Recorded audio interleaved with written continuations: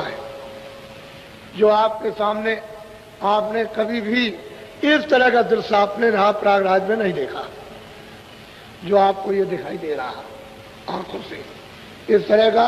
तो आप इसको ऐसा नहीं, आप जरा पहली तारीख को हो जाने दीजिए, मेरे मंच पर आकर के आप इस दृश्य को देख लीजिए तो आपकी समझ में आ जाएगा। ये सारे देश के अंदर इस जो अपनी सनातन परा विद्या है ईश्वर प्राप्ति के लिए, इस जीवात्माओं के कल्याण के लिए, तो आपको नहीं मालूम कि कैसे चालू होगी। आप तो जानते हैं जीवों को तो लाभ होना ही चाहिए। ये तो सबके लिए समा, ये सबके लिए उसकी दया बरसेगी। तो ये नहीं है, यदि ऐसा मत समझो कि मैं बहुत बुरा हूं, मेरे लिए दया नहीं बरसेगी, ऐसी बात नहीं। वो तो जब धारा चलती है तो उसमें कूड़ा कचरा कौन देखता है? जो ज्वार भाटा आता है, जब समुद्र से जब वो ज्वार भाटा आता है तो बड़े बड़े स्टीमर और बड़ी बड़ी गंदगियां वहां पड़ी रहती है, उसको साफ को लेकर के वो स्टीमर और साफ लेके चला जाता है। ऐसे मालिक की दया का जब ऊपर से बेग चलेगा, लेकिन आप उसके लिए जरा तैयार तो रहो। किनारे पर किनारा तो पकड़ लो कि किनारे पर जरा तो बैठे रहो कम से कम रोज कि ज्वार भाटा है वो एक ही बार। ये सब के सब जो इंतजार कर रहे हो सब एक ही साथ चले जाओ, निकल। ऐसी इंतजारी करनी पड़ती है, ऐसा नहीं। ये दृश्य है, ये सौभाग्य हमारा भी, आपका, इलाहाबादियों का भी, तीर्थवासियों का भी, सबका सौभाग्य है। ऐसा नहीं किसी एक का हो, सभी का, जितने भी यहाँ रहते हैं सबका अहोभाग। और ये ऐसा सुजोग, ऐसा 100 वर्षों में नहीं पड़ा।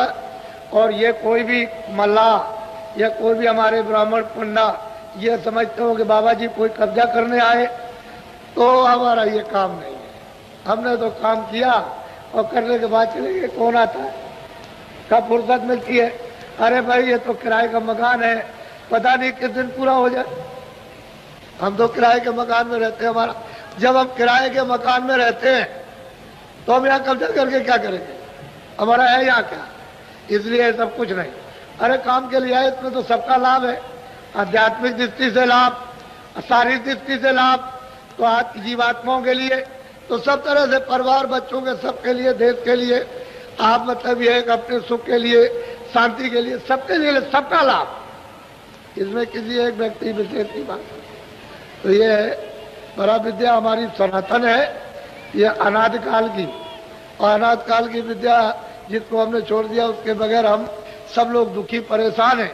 तो उसी विद्या का रास्ता पकड़ लो, सीधे ऊपर की तरफ तो चलो, तुम स्वर्ग ही में रहो, चलो तुम वैकुंठ में रहो चल के, लेकिन रास्ता तो एक ही जाने का। जब तुम्हारी इच्छा हो तो स्वर्ग में रह जाना, वैकुंठ में रह जाना, पारब्रह्म में रह जाना, ब्रह्म में रह जाना, परे चले जाना, लेकिन यहाँ से चल तो चलो, निकलो तो यहाँ से।